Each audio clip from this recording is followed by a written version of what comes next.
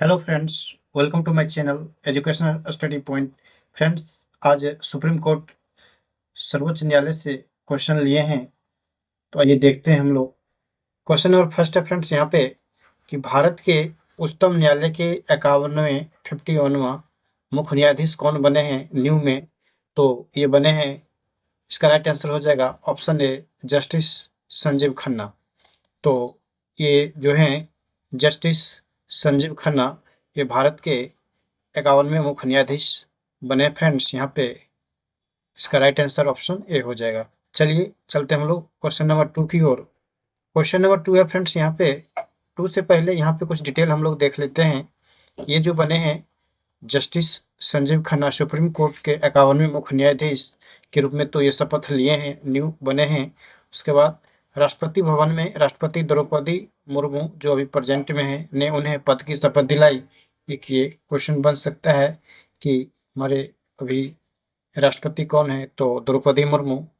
उसके बाद next point है न्यायमूर्ति संजीव खन्ना जो बने हैं सुप्रीम कोर्ट में, ये दूसरे सबसे वरिष्ठ न्यायाधीश थे। उन्होंने पूर्व मुख्य न्यायाधीश थे चंद्रचूड़, डी.वाई. चंद्रचूड़ का स्थान लिए हैं। पहले डी.वाई. चंद्रचूड़ मुख्य न्यायाधीश थे, उनका स्थान अभी लिए हैं संजीव खन्ना। ये जो हैं न्यायमूर्ति चंद्रचूड़ 10 नवंबर को अपने पद से रिटायर हो गए थे, सेवानिवृत्त हुए। वह 9 नवंबर 2022 से इस पद पर थे। कौन? चंद्रचूड़ 9 नवंबर 2022 से इस पद पे थे। सुप्रीम कोर्ट के मुख्य न्यायाधीश थे डी.वाई. चंद्रचूड़, जो 10 नवंबर को सेवानिवृत्त हो गए थे। चलिए आगे बढ़ते हैं क्वेश्चन नंबर 2 की ओर। क्वेश्चन नंबर 2 है फ्रेंड्स यहाँ पे कि क्वेश्चन नंबर 2 है भारत के उच्चतम न्यायालय के 51वें मुख्य न्यायाधीश जस्टिस संजीव खन्ना ने किनका स्थान लिया है। तो इसका राइट आंसर हो जाएगा option A, justice D.Y.. Chandrachud.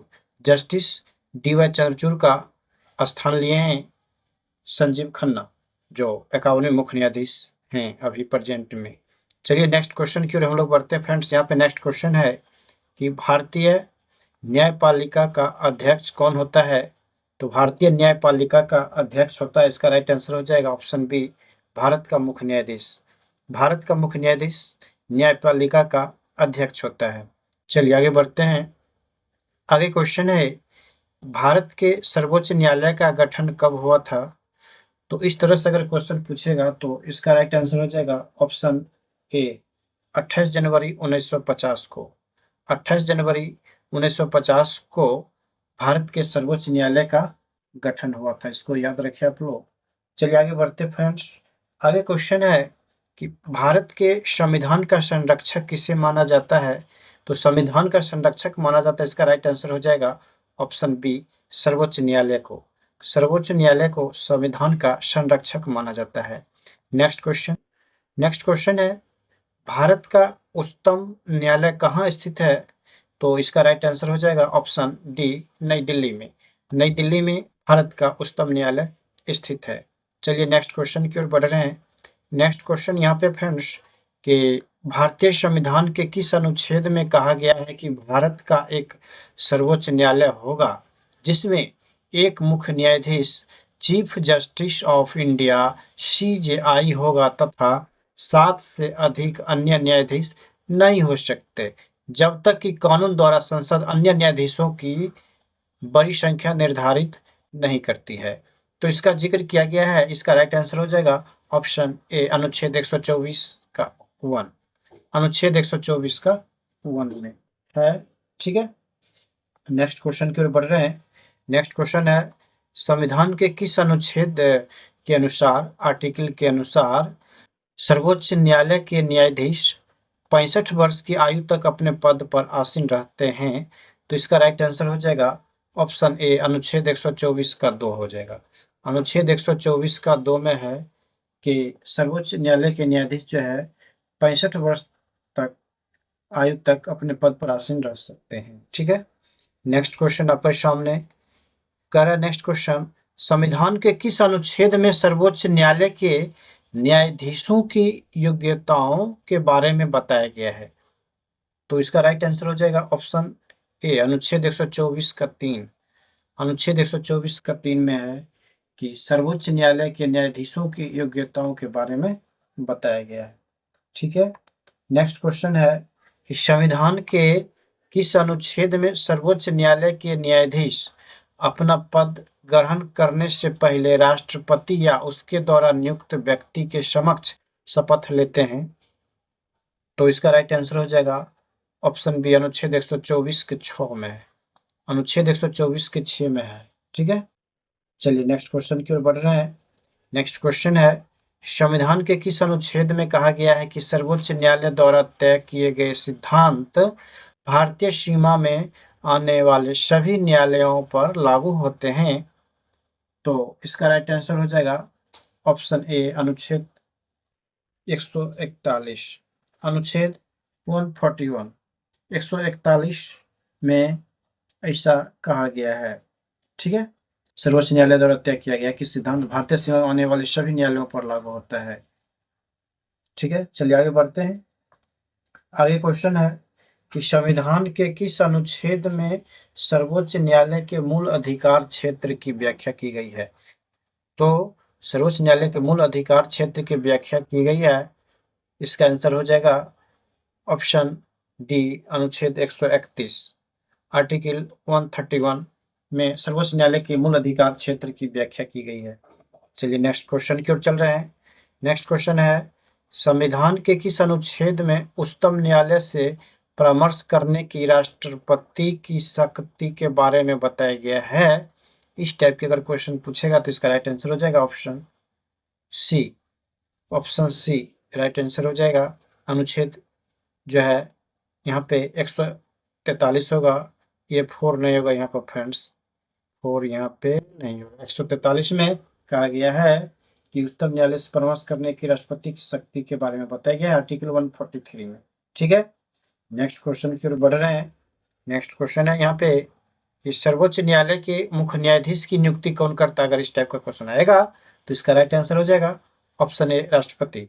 सर्वोच्च न्यायालय के मुख्य न्यायाधीश की नियुक्ति राष्ट्रपति के द्वारा किया जाता है। चलिए नेक्स्ट क्वेश्चन की ओर। नेक्स्ट क्वेश्चन यहाँ पे फ्रेंड्स के उच्चतम न्यायालय के मुख्य न्यायाधीश को पद की शपथ कौन दिलाता है? तो उच्चतम न्यायालय के जो मुख्य न्यायाधीश होते हैं उनको पद की शपथ दिलाता है, इसका राइट आंसर हो जाएगा ऑप्शन ए, राष्ट्रपति। राष्ट्रपति जो है उच्चतम न्यायालय के मुख्य न्यायाधीश को पद की शपथ दिलाते हैं। नेक्स्ट क्वेश्चन की ओर बढ़ रहे हैं। नेक्स्ट क्वेश्चन यहाँ पे है कि वर्तमान में CJI मतलब चीफ जस्टिस ऑफ इंडिया सहित भारत के सर्वोच्च न्यायालय में कितने न्यायाधीश हैं? तो इसका राइट आंसर हो जाएगा ऑप्शन सी, 34। टोटल 34 न्यायाधीश हैं, CJI सहित, मुख्य न्यायाधीश सहित, चीफ जस्टिस ऑफ इंडिया सहित, एक ही चीज सब। ठीक है, 34 याद रखें, 34। चलिए नेक्स्ट क्वेश्चन की ओर बढ़ रहे हैं। नेक्स्ट क्वेश्चन यहाँ पे है कि भारत के सर्वोच्च न्यायालय के प्रथम मुख्य न्यायाधीश कौन थे? अगर इस टाइप के क्वेश्चन पूछ लिया जाए कि पहला मुख्य न्यायाधीश कौन थे, इसका राइट आंसर हो जाएगा ऑप्शन ए, हीरालाल जे कन्या। हीरालाल जे कन्या जो हैं ये सर्वोच्च न्यायालय के प्रथम मुख्य न्यायाधीश थे। ठीक है, नेक्स्ट क्वेश्चन की ओर हम लोग बढ़ रहे हैं। नेक्स्ट क्वेश्चन आपके सामने है कि भारत के मुख्य न्यायाधीश कब तक पद पर रह सकता है? तो इसका राइट आंसर हो जाएगा ऑप्शन ए, 65 वर्ष की आयु तक अपने पद पे रह सकते हैं भारत के मुख्य न्यायाधीश, 65 ईयर। चलिए नेक्स्ट क्वेश्चन आपके सामने डिस्प्ले हो रहा है कि भारत के मुख्य न्यायाधीश जो होते हैं वर्तमान में उनका वेतन कितना है? तो इसका राइट आंसर हो जाएगा ऑप्शन ए, यहाँ पे जो है 2,80,000 रुपया प्रति माह। 2,80,000 रुपया प्रति माह मुख्य न्यायाधीश का वेतन है। ठीक है, चलिए आगे बढ़ते हैं। आगे क्वेश्चन है कि भारत के मुख्य न्यायाधीश अपना त्यागपत्र किसे देते हैं? तो भारत के जो मुख्य न्यायाधीश होते हैं वे अपना त्यागपत्र देते हैं, इसका राइट आंसर हो जाएगा ऑप्शन सी, भारत के राष्ट्रपति को। भारत के राष्ट्रपति को अपना त्यागपत्र देते हैं भारत के मुख्य न्यायाधीश। चलिए नेक्स्ट क्वेश्चन की ओर बढ़ रहे हैं। नेक्स्ट क्वेश्चन है यहाँ पे कि सर्वोच्च न्यायालय के जजों का वेतन किससे आहरित होता है? तो इसका राइट आंसर हो जाएगा ऑप्शन बी, संचित निधि से। सर्वोच्च न्यायालय के जजों का वेतन जो है आहरित होता है संचित निधि से। ठीक है, चलिए नेक्स्ट क्वेश्चन की ओर बढ़ रहे हैं। भारत के उच्चतम न्यायालय में न्यायाधीशों की संख्या बढ़ाने का अधिकार किसके पास है? अगर हम चाहेंगे भारत के उच्चतम न्यायालय में न्यायाधीशों की संख्या बढ़ाने का अधिकार किसके पास, अगर इस तरह से क्वेश्चन पूछेगा तो इसका राइट आंसर हो जाएगा ऑप्शन ए, भारत की संसद के पास पावर मिला हुआ है कि अगर वो चाहेंगे उच्चतम न्यायालय में न्यायाधीश संख्या बढ़ाएं तो बढ़ा सकते हैं। ठीक है, नेक्स्ट क्वेश्चन के बढ़ रहे हैं। नेक्स्ट क्वेश्चन यहाँ पे है कि भारत के सर्वोच्च न्यायालय की पहली महिला मुख्य न्यायाधीश कौन थी? अगर इस टाइप की क्वेश्चन पूछ लिया जाएगा कि सर्वोच्च न्यायालय की पहली महिला मुख्य न्यायाधीश कौन थी, तो इसका राइट आंसर हो जाएगा ऑप्शन सी, न्यायमूर्ति फातिमा बीबी। न्यायमूर्ति फातिमा बीबी जो है सर्वोच्च न्यायालय की पहली महिला मुख्य न्यायाधीश थी। लेकिन पुरुष में पूछ लिया जाएगा तो हीरालाल जय कन्या, और महिला में पूछ लिया जाएगा तो फातिमा बीबी। दोनों को याद रखें।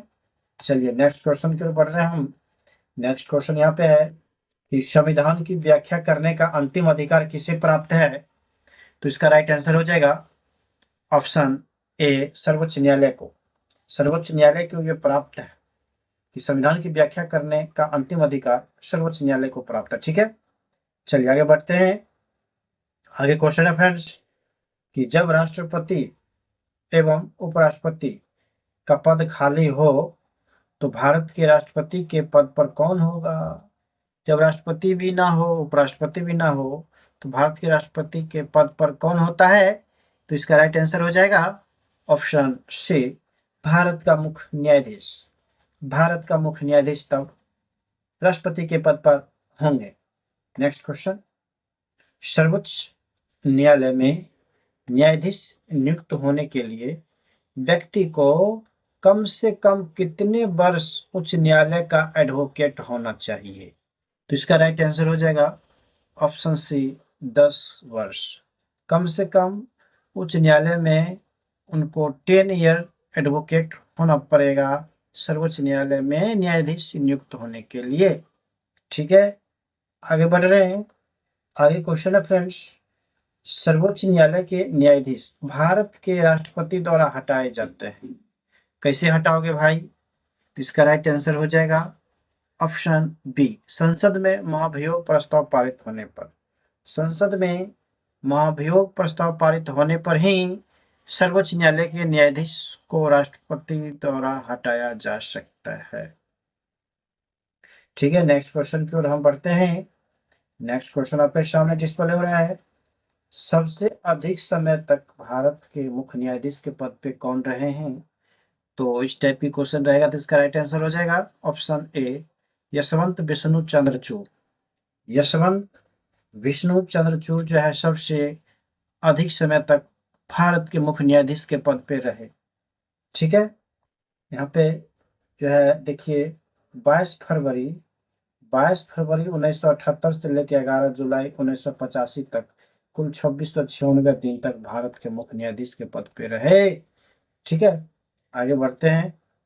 आगे क्वेश्चन है कि सबसे कम समय तक भारत के मुख्य न्यायाधीश के पद पे कौन रहे हैं? वो तो अधिक समय तक था, अगर सबसे कम समय तक पूछ लिया जाएगा तो इसका राइट आंसर हो जाएगा ऑप्शन बी, कमल नारायण सिंह। सबसे कम समय तक पूछ लिया जाएगा तो कमल नारायण सिंह, और सबसे अधिक समय तक पूछ लिया जाए तो यशवंत विष्णु चंद्रचूड़। ठीक है, दोनों याद रखें। चलिए आगे बढ़ते हैं। आगे क्वेश्चन है, क्वेश्चन से पहले कुछ पॉइंट है कि कमल नारायण सिंह 25 नवंबर 1991 से लेकर के 12 दिसंबर 1991 कुल 17 दिन तक, मात्र 17 दिन तक भारत के मुख्य न्यायाधीश के पद पे रहे। कमल नारायण सिंह सबसे कम समय तक रहे मुख्य न्यायाधीश के पद पर। ठीक है, इसको याद रखें।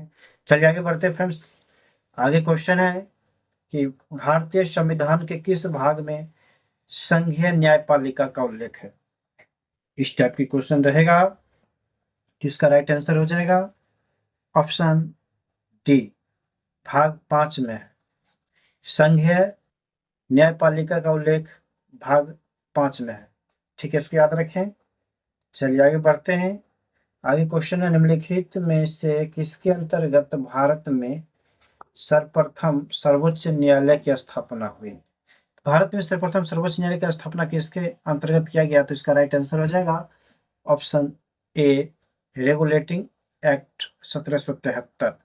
राइट आंसर हो जाएगा ऑप्शन ए, रेगुलेटिंग अधिनियम 1773 के तहत भारत में सर्वप्रथम सर्वोच्च न्यायालय की स्थापना हुई। चलिए आगे बढ़ते हैं। आगे क्वेश्चन है आपके सामने कि जब राष्ट्रपति और उपराष्ट्रपति दोनों के पद खाली हो, तब उनके उनके काम कौन करेंगे? तो इसका इस टाइप की क्वेश्चन रहेगा तो इसका राइट आंसर हो जाएगा ऑप्शन सी, भारत के मुख्य न्यायाधीश करेंगे। भारत के मुख्य न्यायाधीश करेंगे। ठीक है, चलिए आगे बढ़ते हैं। जितना टाइप क्वेश्चन सुप्रीम कोर्ट से बन सकता है सभी क्वेश्चन मैं इसमें लिया हूँ फ्रेंड्स, आप इसको एक बार देख लीजिए। अगर क्वेश्चन एग्जाम में आता है, इससे बाहर नहीं आएगा, इसी क्वेश्चन आएगा, आप बना कर आ जाइएगा। ठीक है, आगे क्वेश्चन है कि सर्वोच्च न्यायालय में न्यायिक कामकाज के लिए किस भाषा का प्रयोग किया जाता है? हिंदी अंग्रेजी की, हिंदी अंग्रेजी दोनों की 8वीं सूची में शामिल कोई भी भाषा ले लो। 4 ऑप्शन आपके सामने है, तो इसका राइट आंसर हो जाएगा ऑप्शन बी, अंग्रेजी। अंग्रेजी लैंग्वेज जो है, इंग्लिश भाषा जो है, सर्वोच्च न्यायालय में न्यायिक कामकाज जो भी होता है तो उसमें लैंग्वेज यूज किया जाता है, इंग्लिश लैंग्वेज का यूज किया जाता है, अंग्रेजी भाषा का। ठीक है, चलिए आगे बढ़ते हैं। आगे क्वेश्चन है कि जब भारतीय न्यायिक पद्धति में लोकहित मुकदमा अपील लाया गया तब भारत के मुख्य न्यायमूर्ति कौन थे? तो भारत के मुख्य न्यायमूर्ति थे, इसका राइट आंसर हो जाएगा ऑप्शन डी, पी.एन. भगवती। उस समय पी.एन. भगवती जो हैं भारत के मुख्य न्यायमूर्ति थे जिस समय भारतीय न्यायिक पद्धति में लोकहित मुकदमा अपील लाया गया था। तो भारत के मुख्य न्यायमूर्ति उस समय पी.एन. भगवती थे। ठीक है, चलिए आगे बढ़ते हैं। आगे क्वेश्चन है कि राष्ट्रपति कानूनी मामलों में किससे परामर्श ले सकते हैं? राष्ट्रपति कानूनी मामलों में किससे परामर्श ले सकते हैं? तो इसका राइट आंसर हो जाएगा ऑप्शन डी, सर्वोच्च न्यायालय से जो है परामर्श राष्ट्रपति कानूनी मामला में ले सकते हैं। चलिए आगे क्वेश्चन की ओर बढ़ रहे हैं। आगे क्वेश्चन है, कौन सबसे पहली महिला वकील है जिनको सीधे उच्चतम न्यायालय के न्यायाधीश के रूप में नियुक्त किया गया है? डायरेक्ट उच्चतम न्यायालय के न्यायाधीश के रूप में नियुक्त किया गया है, ऐसे कौन सी महिला वकील है? तो इसका राइट आंसर हो जाएगा ऑप्शन डी, इंदु मल्होत्रा।